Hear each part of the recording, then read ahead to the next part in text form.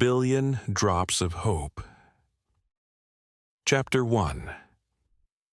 They thought Miles Jackson was just another janitor, sweeping floors in a quiet Atlanta community center, until one rainy November night he held the life of a stranger in his hands. The street lamp outside flickered as Malik Thompson, a billionaire investor known for steel-cold boardroom deals, staggered beneath its glow, clutching his chest. His tailored jacket, dark against the wet pavement, soaked through in moments. Miles had been finishing his shift, pushing his mop toward the storage closet, when he heard a thud and the soft hiss of labored breathing. He dropped the mop and raced across the lobby, adrenaline sharpening every sense. The stranger's hand trembled as he pressed it to his heart, eyes glazing with confusion and pain. Miles knelt beside him, feeling the stranger's pulse flutter like a frightened bird. He tore a strip from his own uniform shirt, pressed it against the man's chest for support, and whispered, "Stay with me, sir. Help is coming." Inside, his heart pounded. Not from fear, but from a fierce determination that sometimes rose when life and death hung in the balance. The bright chatter of the center's security radio crackled overhead as he cued the guard to call an ambulance. While they waited, Miles kept the makeshift bandage firm, his breath steady though his mind spun. He recognized the signs: sweating, short gasps, the pale sheen on the man's forehead. Memories of his own mother's collapse when he was just a boy haunted him, but he tucked them away to concentrate on the stranger before him.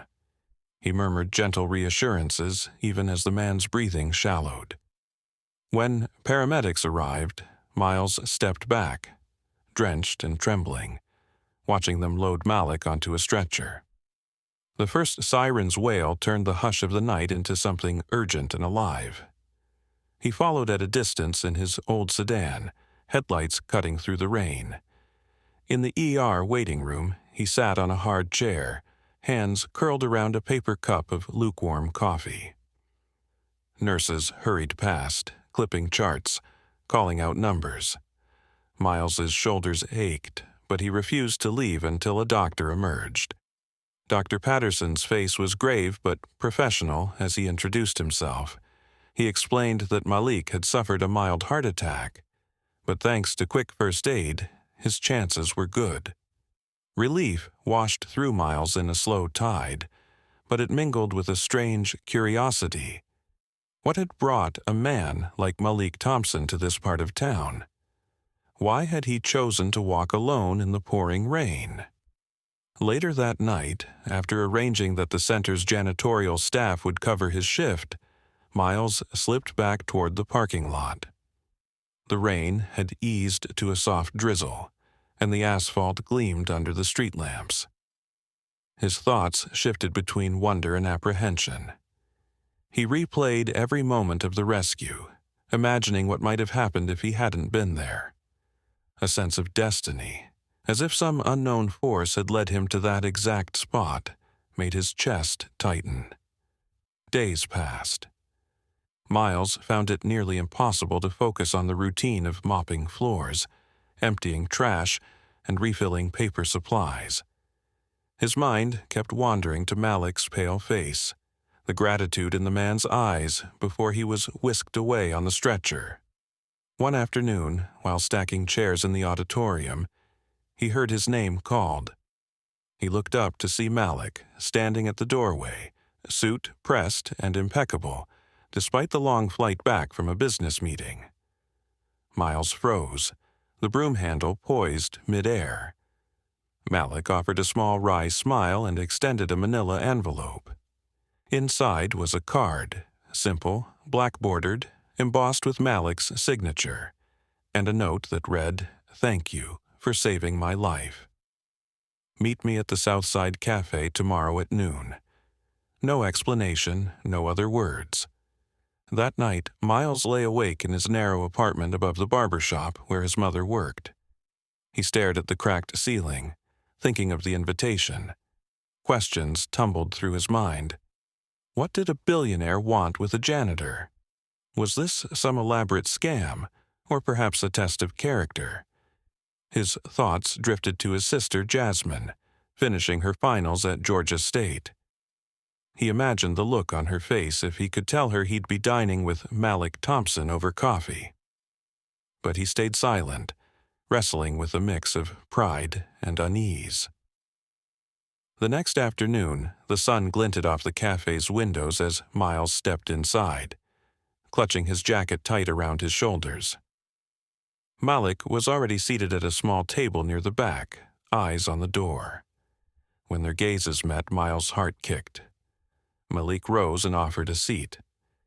There was no fanfare, just two men from different worlds, drawn together by one act of kindness on a stormy night. Malik spoke first, his voice low and measured. He spoke of his plans to invest in the neighborhoods that others had forgotten, of building a community center where young people could learn and dream. He said that without Miles's help, he might not have lived to see another chance. Miles listened, his throat tight, as the stranger laid out a vision that felt like a ripple of hope in the hard concrete around them. In that moment, Miles realized that one small act could change a life, and perhaps an entire community. As the cafe's bell chimed with each new customer, he nodded and said simply, "I'd like to help." The words felt heavy with promise and possibility. Outside, dark clouds gathered again, but this time, Miles thought, maybe the rain would bring more than just storms. Maybe it would wash away old boundaries and let something new grow. Chapter 2. Malik awoke on a cot in a quiet storage room, the hum of night cleaning machines distant and soothing. His head throbbed where Miles's shirt strip had pressed against the wound he couldn't remember. He blinked against the harsh fluorescent light and saw Miles Jackson standing over him. Exhaustion and relief etched in the janitor's dark eyes. The room smelled faintly of bleach and old mop water, but beneath it lay something warmer, an unspoken promise of safety. Malik tried to sit up, but his chest ached with each breath, and he sank back onto the thin mattress. He watched Miles move steadily between shelves stacked with paper towels and cleaning supplies, retrieving a paper cup of tea. Steam rose in lazy spirals as Miles set it on a small crate beside the cot. "Sip slowly," he said, voice rough from yelling for help earlier. "You gave me nightmares," Malik managed, voice low and shaking. Miles paused for a moment, the corners of his mouth lifting in a tired grin. He hadn't expected gratitude or confession, only the duty he believed in. As Malik sipped the lukewarm tea, he noticed the grime at the crease of Miles's uniform sleeves, the careworn leather of his shoes, the way his knuckles white-knuckled tighter around the cup's edge. Miles was more than a faceless helper, he was a lifeline. In that moment, Malik felt the weight of his own arrogance. How many times had he walked past people like Miles without a glance? He had spent his life amassing fortune, believing money could solve every problem, yet here he was, saved by one man's simple act of kindness. Outside the narrow window, neon lights flickered on Peachtree Street, casting intermittent shadows across the storage room floor. Malik's mind wandered to the city he thought he knew. Skyscrapers gleamed with promises of wealth and power, but here, in a forgotten nook of a community center, the true pulse of Atlanta beat in the quiet compassion of its people. He closed his eyes and let the buzzing light lull him, thinking of the countless suits and boardrooms that had meant nothing compared to the steady rhythm of Miles's care. By morning, Malik felt stronger. Miles returned with breakfast, stale donuts and a fresh cup of black coffee, the aroma sharp and bitter. They ate in silence, two men from different worlds sharing a humble meal on folding chairs. Malik watched the janitor's careful movements, the way he tore the donut in half before dipping it into his coffee, as if each bite had to be rationed against some unseen debt. Malik felt a stirring of respect and an ache of guilt. He had always believed that help came with a price. Now he wondered if kindness could exist without settlement. When Malik tried to shake off the blanket Miles had draped over his shoulders the night before, Miles stopped him. "Take your time," he said softly. "No one's rushing you." The words held a strange power. For a moment, Malik felt childlike, unaccustomed to not commanding the pace of his life. His empire had thrived on his fierce will, but here he learned a different strength: patience. Later that day, as Miles swept the hallway outside the storage room, Malik ventured out wrapped in the borrowed blanket. The community center, usually empty at this hour, felt hushed and waiting. A stray breeze rustled the curtains in the main hall, carrying echoes of laughter from earlier events. Malik's gaze found the portrait of Dr. King hanging near the entrance, a reminder of sacrifices greater than boardroom battles. He traced the words beneath. "Life's most persistent question is, what are you doing for others?" The phrase settled in his bones like a challenge. Miles paused beside him, mop handle resting on the floor. "That's why I keep coming back," he said, "to do a little more." Malik nodded, unsettled by how deeply Miles's words resonated. He realized that until that night he had never asked himself the same question.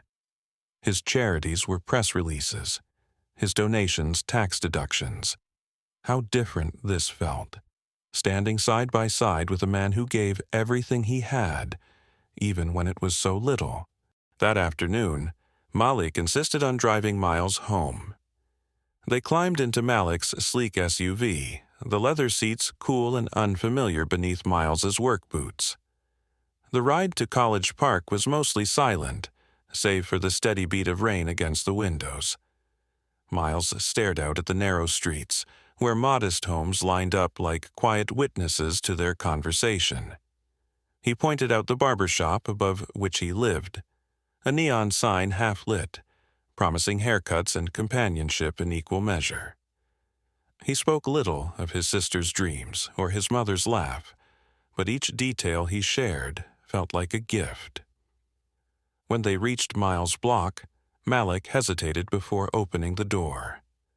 He thought of all the times he had shut others out with his wealth, and yet here he was, risking the vulnerability of friendship. He handed Miles a small envelope and said, "Just in case." Inside lay a card for Malik's personal assistant, with instructions to cover Miles's next 3 shifts and ensure any medical bills were paid. Miles stared at him, disbelief and gratitude warring in his gaze. "You didn't have to," he whispered. "I know," Malik replied, voice steady, "but I wanted to." As Miles climbed the steps toward his apartment, Malik watched him go, a vague unease stirring behind his ribs. He had made decisions worth billions, yet a simple thank you letter weighed on him more than any merger agreement. Tonight, he thought, he had begun to rewrite the rules he lived by, and in doing so he felt both unsteady and strangely alive. Malik drove off into the fading light, the skyline of Atlanta shimmering on the horizon. He thought of the community center waiting in the rain, of the dreams he had yet to understand. In Miles Jackson's steadfast kindness, he saw a mirror that reflected his own potential to do better.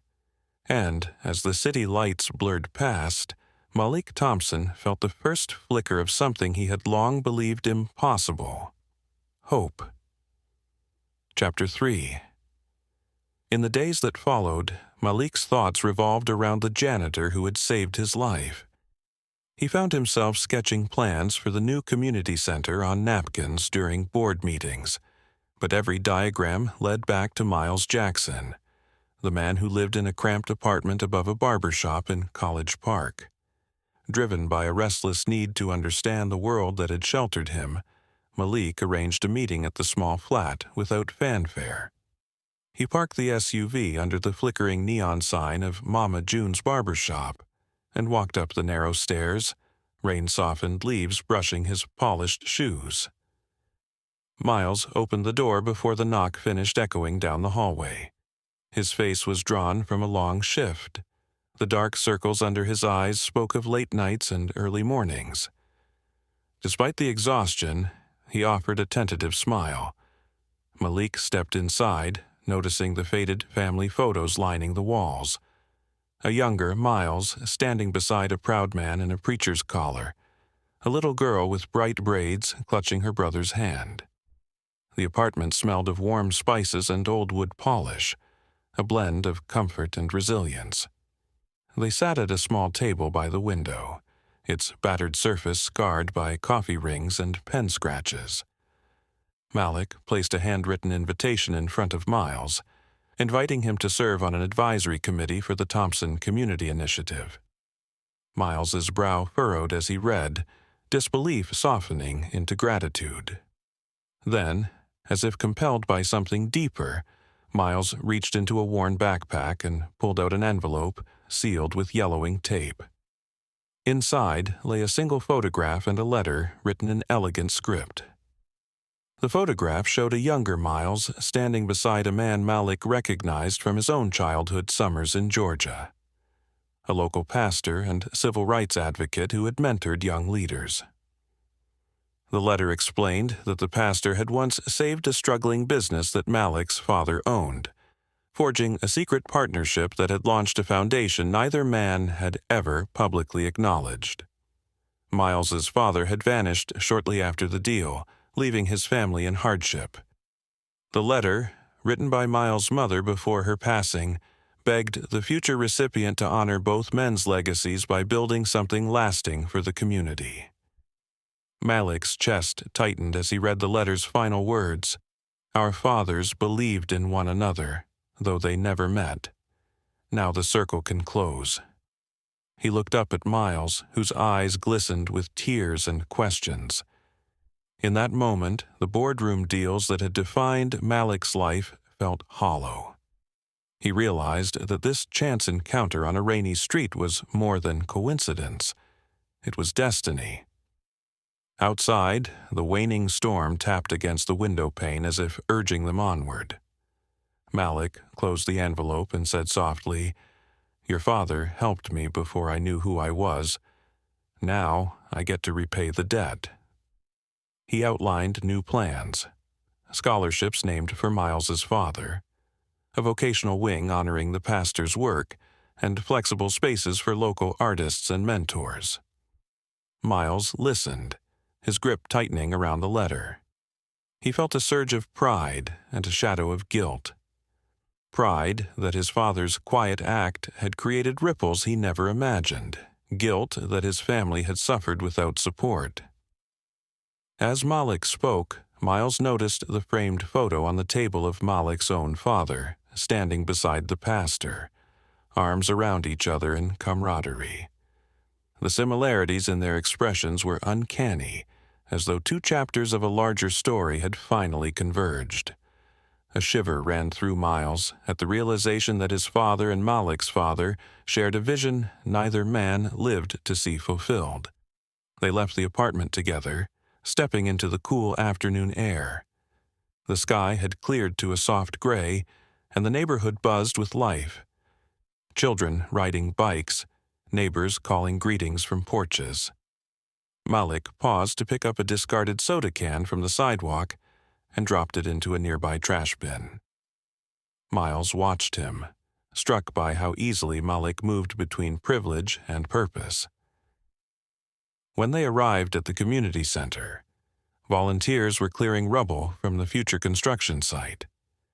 Malik introduced Miles to the crew, and for a moment, the janitor who once swept empty hallways found himself at the heart of a team building something greater than any one man. The afternoon sun cast long shadows as they walked among piles of lumber and scattered tools. Miles ran a hand over a beam marked with his father's name, carved in a shaky hand decades ago. Malik turned to him and said, This place will tell both our fathers' stories. It will stand as proof that one act of faith can change generations." Miles felt a lump in his throat and nodded. He realized that by telling this hidden history, he was healing wounds left by absence and neglect. The knowledge that Malik had uncovered the family secret carried with it a responsibility heavier than any mop or mop bucket. That evening, Miles returned home to find his younger sister Jasmine waiting at the top of the stairs, worry creasing her forehead. She had heard rumors of Malik Thompson's initiative but didn't know the full tale. Miles placed an arm around her and led her inside. He showed her the photograph and letter, watching her eyes widen in astonishment. Together, they read the words aloud, voices trembling. Jasmine pressed her head against his shoulder, and Miles felt a fierce protective love as they both imagined the pride their parents would feel. Later, as Miles lay in bed, he replayed the day's revelations. His mind drifted back to the rainy night when he had found Malik collapsed, the uncertain weight of that moment giving way to this newfound purpose. He thought of the community center's future classrooms, of children who would learn their worth in a place built on compassion. A gentle pride pulsed through him, mingled with anticipation and a flicker of fear. Fear that the old ties binding his family to struggle could finally break. Miles closed his eyes, envisioning the ribbon-cutting ceremony months from now, crowds gathering under banners that bore both his father's and Malik's names. He felt the echo of his father's laughter in the rafters and the pastor's sermon in the air. In the hush of midnight, he whispered a silent promise: to honor their legacy by forging a new path forward, one where hope and history walked hand in hand. Chapter 4. Rumors rippled through Malik's trusted circle the moment he announced the Thompson Community Initiative, and with them came the first real threat to everything he and Miles had begun to build. The sun that morning bore down on the dusty lot on Campbellton Road as Malik and Miles watched volunteers haul plywood and wheelbarrows full of gravel. Beads of sweat dotted the workers' brows, and the air tasted of fresh concrete and anxious hope. At the edge of the site, a sleek black SUV idled, its tinted windows hiding the eyes that would soon challenge Malik's vision. Robert Caldwell emerged, sharp suit tailored to perfection, his polished shoes scuffing the gravel as he approached. He was the kind of man whose reputation preceded him. Owner of Caldwell Development, builder of high-rise condos that loomed over forgotten neighborhoods. He paused beneath the half-constructed archway of the future center, hands in pockets, and took in the scene with a measured gaze. Volunteers dropped their tools and straightened. Miles felt a flutter of unease, as though Caldwell's presence sucked the warmth from the afternoon air. Caldwell spoke first, voice smooth as honey but laced with steel. He questioned the permits, the zoning changes, the environmental studies. His words fell like stones into the pool of Malik's confidence, creating ripples of doubt. Malik answered calmly, reciting the facts he had memorized from months of planning.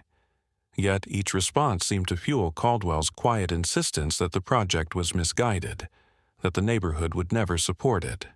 Behind Caldwell, a small group of city officials shifted uncomfortably, their loyalty wavering under his pressure.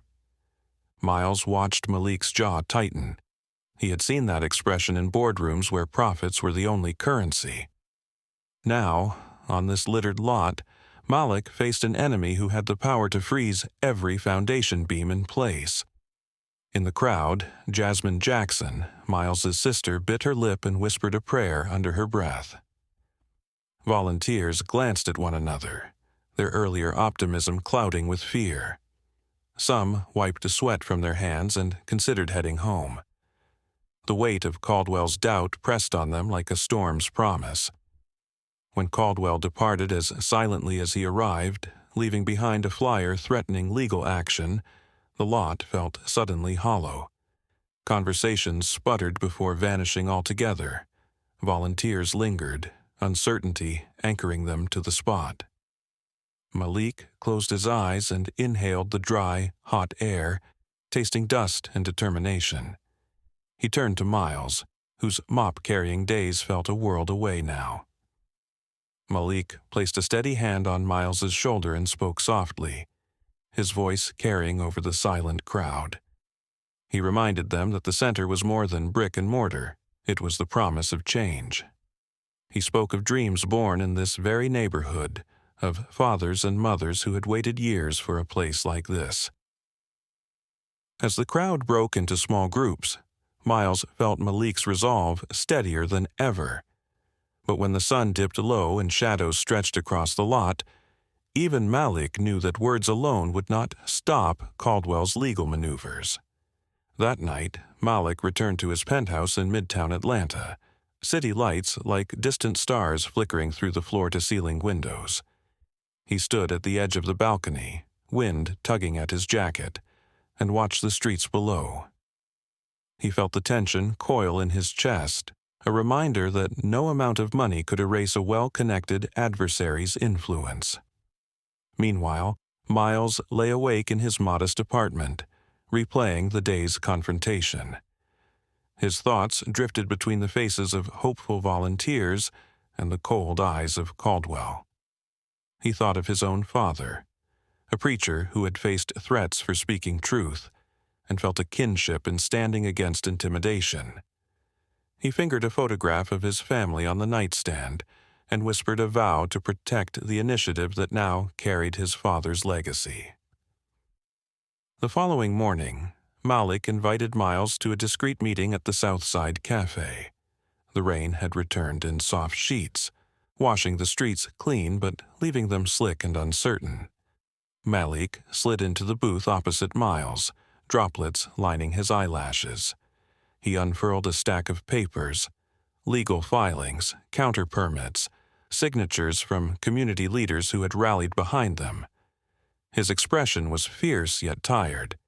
"They hit us from every side," he said, voice low, "but they don't know what we're made of." Miles nodded, scanning the documents. He thought of the lessons he'd learned as a boy: perseverance, faith, the power of standing for something greater than oneself. He looked up at Malik and said, "Then, let's remind them who this place is for." In that moment, plans shifted from building walls to building alliances. Malik and Miles mapped out door-to-door outreach, meetings with elders at churches, late-night strategy sessions fueled by strong coffee and stronger conviction. As spring edged into summer, the project took on new life. Teams of neighbors joined volunteers on weekends, their laughter mingling with the clink of hammers. Street musicians played gospel and jazz on afternoons of solidarity, drawing curious onlookers who learned of the center's mission. Malik stood at a makeshift podium one Saturday, rain-slicked pavement gleaming beneath his shoes. He spoke of community, of shared history, and of hope reborn through collective action. Yet beneath the renewed optimism lingered the shadow of Caldwell's challenge. Legal hearings loomed, and the developers' allies pressed for injunctions. Miles found himself poring over permit language late at night, searching for loopholes that might stall Caldwell. The psychological toll weighed on him, the fear that the dreams of countless families would vanish under the weight of legalese. He woke in the pre-dawn hours, heart-pounding, replaying witness testimonies in his mind as though they were prayers. When the hearing day arrived, Malik and Miles sat side by side in a packed auditorium at City Hall. The room buzzed with anticipation. Supporters in brightly colored shirts squeezed onto wooden benches, journalists clicking cameras, lawyers in crisp suits waiting for the first gavel. Malik caught Miles' eye and gave him a small nod.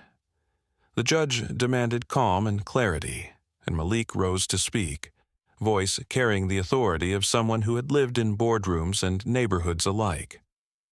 He spoke of the center's potential to transform lives, children learning to read, young adults finding job training, families rediscovering pride in their streets. He told the story of a janitor whose compassion had saved his life, a story that earned him a moment of silence so profound it felt sacred.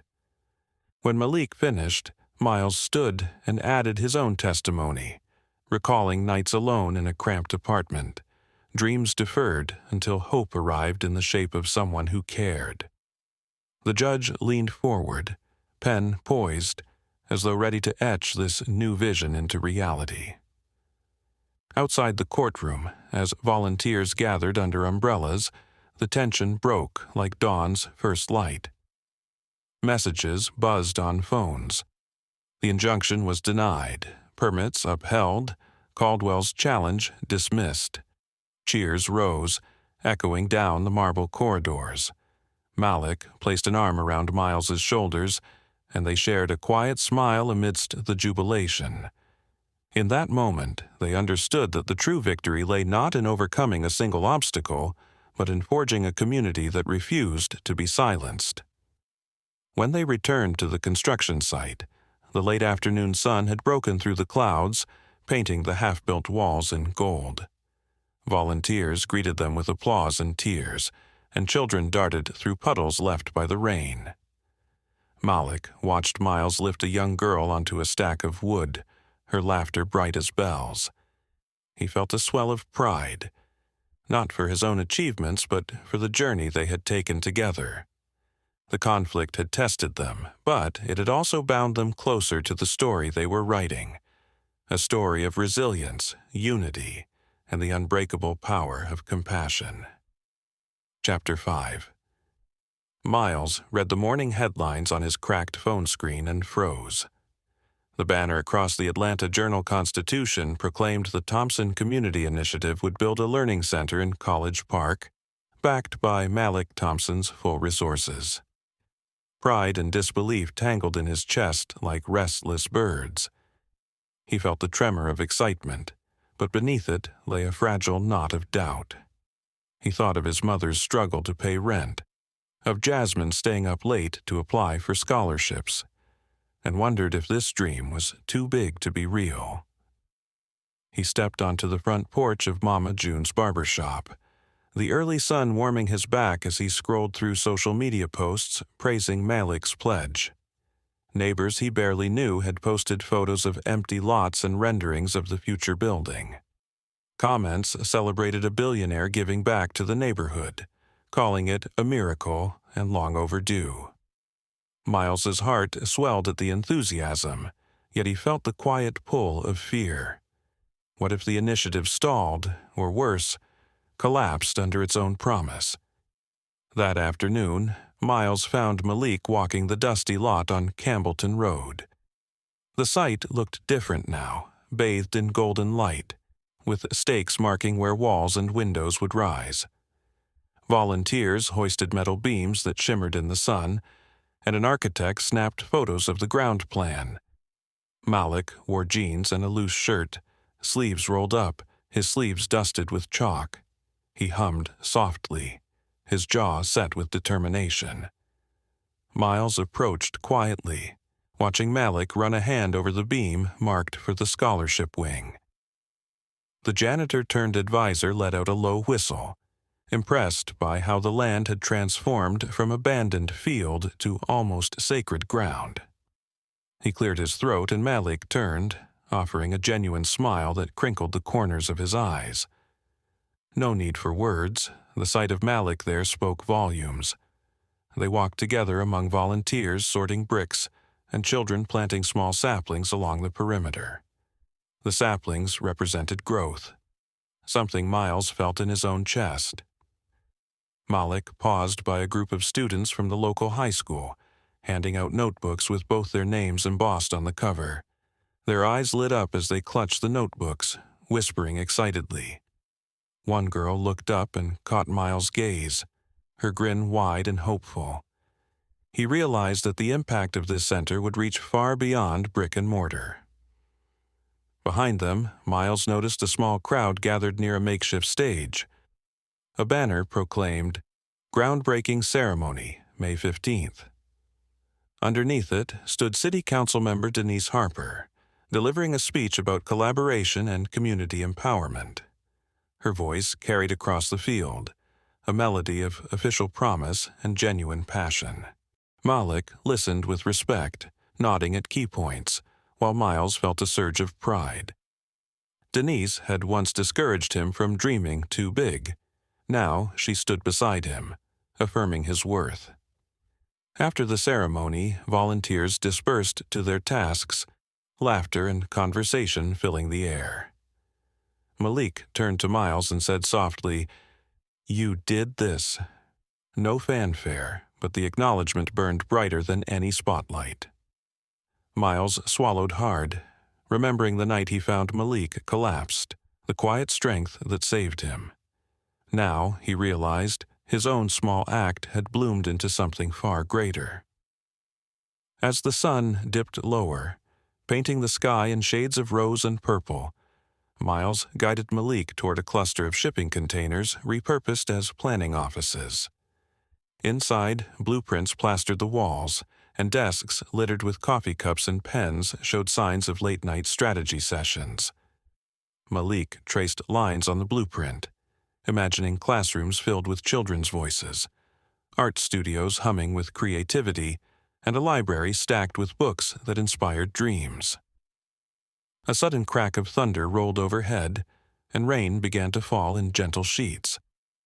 Volunteers scurried for cover, but Miles and Malik stood in the open, letting the rain wash over them. Malik raised his head, rain tracing rivulets down his neck, and laughed quietly, a sound of release and joy.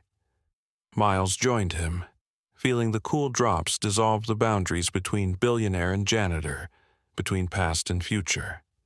When the rain eased, they returned to the lot, now slick with water. Malik bent and scooped a handful of mud, letting it slip through his fingers like sand. He said nothing, but Miles understood. This was a promise written in earth and water. He touched the mud as well, as if forging an unbreakable pact. In that moment, the center became more than a building. It became a living testament to compassion and resilience. Later that evening, as they walked back toward the barber shop, Miles felt a new weight settle on his shoulders. It was not the burden of doubt, but the responsibility of stewardship. He had a role to play, not just as advisor, but as protector of this shared dream. He thought of Jasmine and imagined her laughing in the new center's courtyard. He thought of his mother and saw her teaching cooking classes for young families. And he thought of Malik, whose world had expanded just as his own had, bound together by one act of kindness on a rainy night. Miles paused at the top of the stairs and turned to Malik. The sky behind them was a tapestry of stars emerging after the storm. Without words, they acknowledged the journey ahead. Legal challenges, fundraising hurdles, skepticism from those who believed nothing good could last. Yet, in their eyes shone the spark of hope that refused to dim. Malik placed a hand on Miles' shoulder and said quietly, "Tomorrow, we start building walls, and one day we'll watch them open to the children." Miles nodded, feeling the cadence of those words in his bones. The road would not be easy, but it would be theirs to walk, step by determined step. And as they climbed the stairs into the soft light of Mama June's barber shop, Miles knew that in the heart of College Park, a new legacy was taking root, one born of gratitude, fueled by unity, and destined to change lives for generations to come. Chapter 6. Tensions mounted when a local developer challenged Malik's permits, threatening to derail the project and pressing city officials with legal maneuvers. The morning air in College Park was thick with anticipation as Malik and Miles arrived at the site before dawn. A low mist clung to the fresh gravel, and the skeleton of the community center stood silent against the pale sky. Volunteers trickled in, faces bright with determination, yet an undercurrent of worry rippled through them like an approaching storm.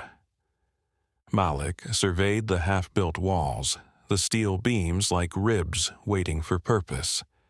His chest tightened as he remembered the glossy flyer Caldwell had distributed, warning that construction was illegal and that anyone involved risked fines or worse.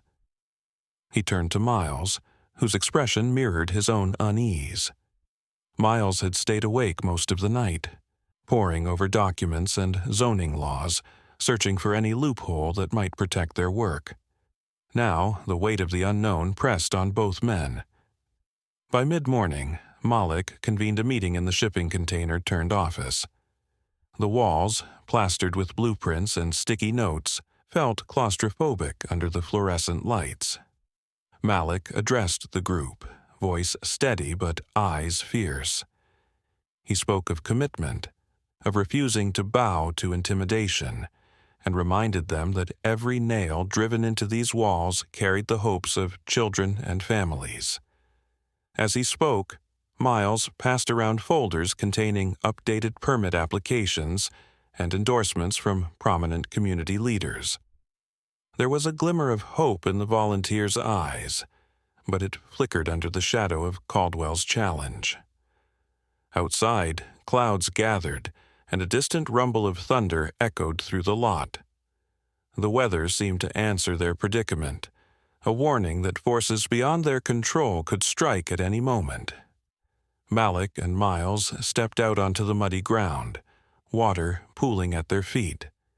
Malik's tailored jacket was already flecked with raindrops, and he folded his arms against the chill. He looked at Miles and said softly, "We'll face this together." The words were simple, yet they carried the gravity of a vow. Miles nodded, recalling the night he had found Malik unconscious in the rain. He realized how far they had come, from that chance encounter to now standing side by side in the mud of uncertainty. He felt a surge of protective anger towards Caldwell, but tempered it with the wisdom he had learned from his parents, strength tempered by compassion. He placed a hand on Malik's arm and offered a small smile, the kind that said, "We're not alone." That afternoon, they attended a closed-door hearing at City Hall. The room was crowded with lawyers, reporters, and community members squeezed onto folding chairs. Malik and Miles sat at a long table, piles of legal briefs before them, their names printed in stark capital letters on placards. Across from them, Caldwell's legal team wore flawless suits and practiced calm expressions. The judge, an older woman with a stern gaze, called the session to order. As testimony began, Malik stood to speak first. He recited the timeline of the initiative, the community endorsements, the environmental reviews, all meticulously documented. His voice rang out clear and unhesitating, yet beneath it lay a vulnerability. This project was more than a business for him. It was a promise born of gratitude. When he finished, he met the judge's eyes and said, "This center is our shared future." The judge nodded curtly and gestured to Miles. Miles rose, heart pounding against his ribs like a drumbeat of justice. He spoke of nights spent juggling mop buckets and textbooks, of his sister's dreams penned on crumpled paper, and of a father who believed in service and sacrifice. His words painted the faces of every volunteer who had given their Saturdays, the hands that had swept floors, and the eyes that glowed when they saw the first beams rise. A hush fell over the room as he described Malik's rescue and how that single act had set a chain reaction of hope. When he finished, the soft rustle of papers was the only sound. Outside the courthouse, volunteers gathered beneath umbrellas, their breath visible in the cool air. Phones buzzed with messages. The judge would issue her ruling at sunset. Hours stretched thin. Malik and Miles walked through downtown streets, past neon signs and shuttered storefronts. The city around them felt alive with possibility and fear in equal measure. Malik paused beneath a street lamp, its yellow glow flickering. He took Miles' hand, a brief, charged gesture that spoke of solidarity and something deeper, an unspoken bond forged in trials and triumphs. As the sun dipped toward the horizon, they returned to the courthouse. The crowd inside was tense, reporters leaning forward like predators sensing a breakthrough. The judge emerged, her robe swaying, and delivered the verdict. The permits stood. Caldwell's challenge was denied. A murmur of relief rippled through the room, growing into cheers and scattered applause. Malik exhaled so sharply that Miles felt the air move against his face. They exchanged a look of unspoken joy and exhaustion, the weight lifting as though dawn had broken within their chests. Back at the site, volunteers greeted them with embraces and high fives. Children danced in puddles, their laughter ringing pure and bright. Malik stood on a pile of gravel, raised his arms like a conductor, and the crowd cheered. Miles joined him, placing a steady hand on Malik's shoulder. Together, they watched as families picked up shovels and resumed work, the community center's bones growing stronger with each heartbeat of effort. That evening, Malik and Miles slipped away to a quiet corner of the lot. The glow of the nearby streetlights cast long shadows, and the hum of construction machines had quieted for the night. Malik took Miles' hand, turning his palm to feel the calluses from years of hard work. He pressed a gentle kiss to the back of Miles' hand, a gesture both tender and electrifying. Miles' breath caught, warmth flooding his cheeks. In that moment they stood between past and future, mud-caked boots grounding them in reality, yet hearts soaring on the promise of what lay ahead. Malik whispered, "Thank you for standing with me." Miles squeezed his hand and replied, "Thank you for believing in me." The rain began again, soft at first, then steady, washing over them as though the storm itself celebrated their victory. They walked back toward Mama June's barber shop, silhouettes merging in the rain-soaked light. Miles thought of the night spent sifting through legal filings, of the risk they'd taken, and felt a fierce pride in how they'd persevered. Malik reflected on the power of compassion and community, richer than any boardroom win. Together, they climbed the stairs to Miles's apartment, the rumble of thunder a distant drumbeat heralding a new chapter. Inside, wrapped in warmth and each other's presence, they knew the road would hold more challenges, fundraising hurdles, design decisions, the ever-present skepticism of people who feared change. But now they had proven that unity could outmatch intimidation, and that hope, once kindled, could withstand even the darkest clouds. And as thunder rolled overhead, Malik and Miles wrote the next line of their story, one built on trust, love, and an unbreakable bond of shared purpose. Chapter 7. Construction finished on a crisp spring morning. The sun rose low and gold over College Park, casting long shadows across the freshly poured concrete and newly framed walls of the Thompson Community Center. Miles Jackson stood at the edge of the site, watching as the last scaffolding was lowered. He felt the air cool against his skin, a gentle breeze carrying the scent of blooming dogwoods and the distant hum of traffic on Campbellton Road. In the weeks since the legal victory, volunteers and builders had worked side by side, their laughter and hammer strikes weaving an unexpected music into the neighborhood's ordinary rhythm. Now the center stood proud and whole, its windows bright with promise, its doors wide enough to welcome every hopeful soul. Malik Thompson arrived in his black SUV just as a group of children, clutching fresh paintbrushes, gathered near the entrance to leave their handprints on a mural that would tell the story of the community. He stepped out, dust motes dancing around his polished shoes, and paused to take in the scene. The center's clean lines and warm brick facade reflected his own journey, from boardrooms where decisions were measured in profit to this place, where value was measured in people's lives. In that moment, he felt both humility and triumph rising within him, a blend as complex as the morning light. Miles approached him, coat slung over his shoulder, and offered a smile that revealed the weight he'd carried for months now lifting.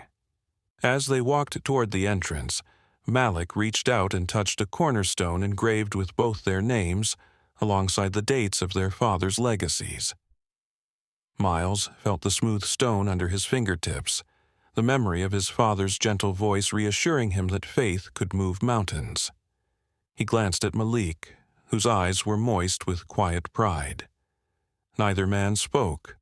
Words felt unnecessary in the presence of something this real. Inside, the foyer opened into a spacious hall where a line of community leaders, volunteers, and family members waited. Jasmine Jackson stood at the front, her camera clicking as she captured every smile and hug. Miles watched her, remembering the nights they had shared worries and hopes in that same barbershop apartment. Now she wore a blouse the color of sunrise and beamed as Malik and Miles entered. The room hushed as Malik raised his hand and called the gathering to order. He spoke first of gratitude, thanking the volunteers who had painted walls, laid flooring, and swept up dust, the city officials who had recognized the center's potential, and most of all, Miles Jackson, whose act of kindness had set everything in motion. The crowd leaned in, the hush deepening until even the air seemed to hold its breath. When he finished, he handed the microphone to Miles, whose heart pounded so loudly he wondered if the crackling speakers would betray him. Miles took a steadying breath and spoke of home, of evenings at his mother's barbershop, of the hymn his father had sung as he tucked him into bed, of the dreams he and Jasmine had whispered beneath the apartment's dim light. He spoke of fear, too, the nights he wondered whether the center would ever rise above the rubble, the doubt that crept into his thoughts when legal threats loomed. But he ended with hope, describing children who would learn to read here, adults who would find purpose, families who would rediscover pride in their neighborhood. His voice cracked on the last words, and Malik stepped forward to wrap him in a brother's embrace, drawing warm applause that echoed against high ceilings. After the speeches, they cut a ribbon woven from pieces of fabric donated by local seamstresses. A hush fell as Malik made the first snip with ceremonial scissors passed down from his grandmother's church. As the ribbon fell, children streamed forward, racing down the hallway to explore classrooms, a library filled with new books, and a small gallery showcasing local art. Miles followed behind, guiding a little boy whose eyes widened at the sight of colorful maps and globes. He felt a rush of joy at the boy's gasp, as if every dream carved into these walls was coming alive in that single moment. Outside, a long table groaned under platters of fried chicken, collard greens, macaroni salad, and sweet tea. Mama June's barbershop catering crew had donated the feast. Neighbors gathered in clusters, sharing stories and laughter. Malik and Miles sat together on a bench beneath a magnolia tree, its petals drifting down like pale pink snow. They spoke quietly of next steps, after-school programs, vocational classes, art workshops. But between the words lay something deeper, a knowing that their bond had transcended any simple partnership. As dusk fell, the center's exterior lights came on, illuminating the red brick and casting a warm glow onto the sidewalk. Volunteers lingered by the doors, reluctant to leave a place they had poured their hearts into. Malik stood and extended his hand to Miles, who took it without hesitation.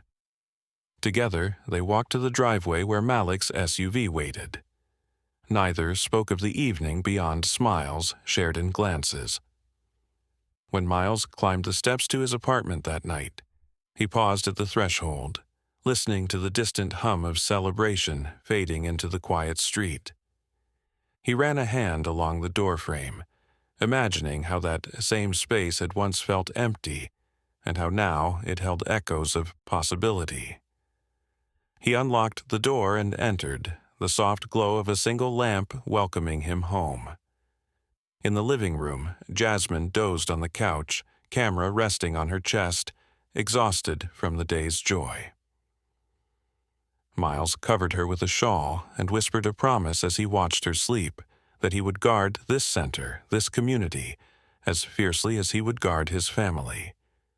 He thought of Malik's steady gaze, of the first night they had met in the rain, and marveled at how a single act of compassion had woven their lives together.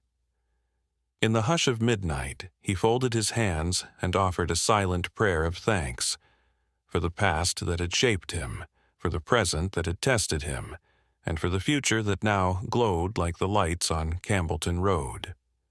In that quiet moment, Miles Jackson felt the true meaning of home and hope, and he knew their story was just beginning. Chapter Hoyt, at the grand opening.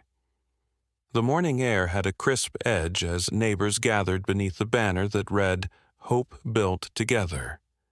Rows of folding chairs lined the courtyard of the Thompson Community Center, and sunlight filtered through young oak trees, casting dappled patterns on the red brick facade.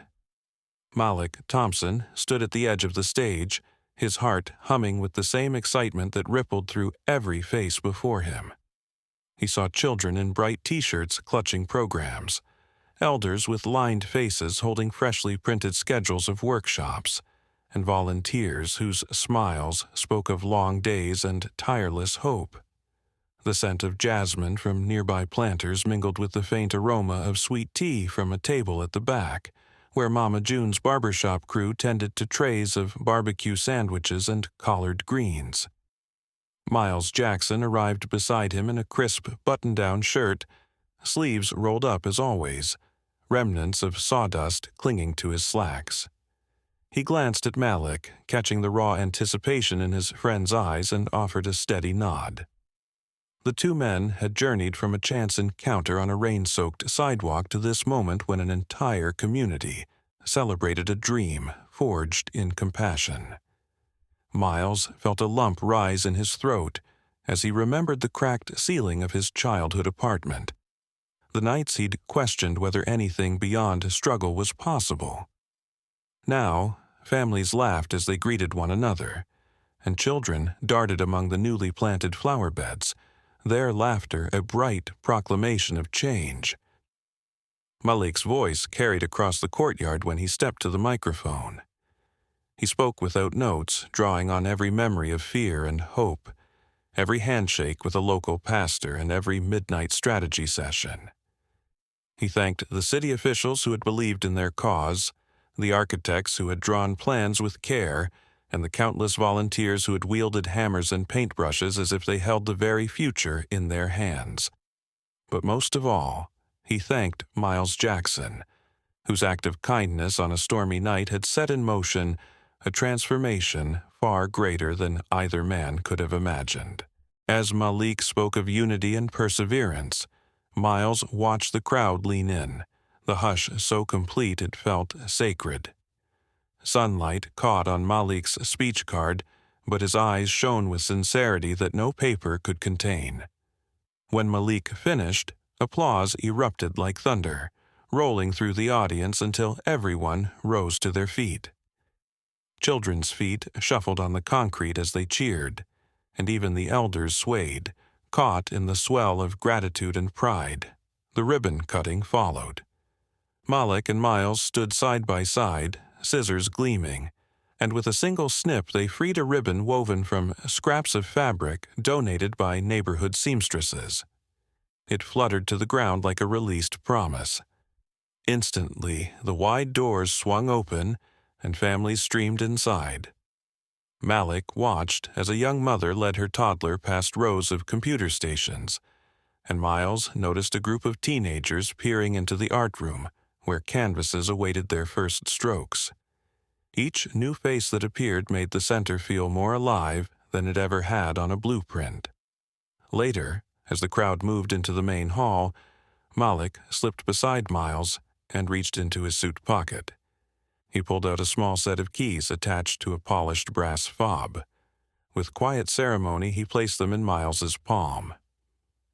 A metal plaque on the key ring bore the inscription, Community Center Director. Miles's eyes widened, and his breath caught. He looked around at the bustling room. Children chatting over colorful beanbag chairs. Volunteers guiding parents through class schedules. Charts detailing after-school programs. Then he met Malik's gaze and saw the unwavering belief shining back at him. Miles closed his hand around the keys and nodded, his voice thick when he finally spoke. He thanked Malik, but his words stumbled into silence as emotion flooded him. Malik clasped his shoulder and smiled, a gentle reminder that this honor was no act of charity but a rightful recognition of what Miles had built through compassion and vision. As afternoon light softened into golden tones, the community center hummed with life. In the courtyard, a gospel singer's voice rose, mingling with the laughter of children chasing bubbles. On the patio, volunteers demonstrated a gardening workshop, their hands in soil that would soon yield vegetables for local families. Inside, an exhibit of local history displayed photographs of college parks past, sepia-toned images of storefronts and families, reminding all who passed that progress was built on the shoulders of those who came before. The final event of the day was a guided tour led by Miles himself. He spoke to small groups with quiet pride, showing classrooms that would host literacy classes, a music room equipped with donated instruments, and a quiet study nook where older residents could gather for book clubs and lectures. Each space bore a plaque acknowledging both fathers' legacies, a civil rights pastor and a compassionate investor, symbols of how two lives, once separate, had merged into this single, hopeful endeavor. When the sun dipped below the horizon, lanterns strung between trees glowed softly, and the center's exterior lights cast warm halos on the sidewalk. Malik and Miles stood at the entrance, watching as families drifted away, hugs exchanged and goodbyes lingering in the air. The buzz of conversation faded into the gentle hum of the night. Malik turned to Miles and said, "Tonight we begin the next chapter." Miles felt the weight of the keys in his pocket and the weight of purpose in his chest. He nodded, understanding that their work was not over, but had merely reached a milestone. Under the glow of the lanterns, they clasped hands, a gesture of partnership that spoke louder than any ribbon or plaque. The crowd had dispersed, but the echoes of hope remained, ringing in the empty hallways and fluttering through open windows. Malik breathed in the night air, scented with magnolia and possibility, and realized that this center would outlive them both, carrying their story forward into countless tomorrows. Inside the newly lit foyer, Miles placed the keys on a small table near the door, a quiet promise that every act of kindness, no matter how small, could reshape a community. He turned to leave, pausing to glance back at a framed photograph on the wall, Malik and Miles, soaked by rain on that first night, faces illuminated by a flickering street lamp. In its frame was a reminder that compassion was the spark that ignites change. And as they stepped into the night together, their silhouettes melded into the dark, carried by the enduring light of hope they had kindled for others to follow.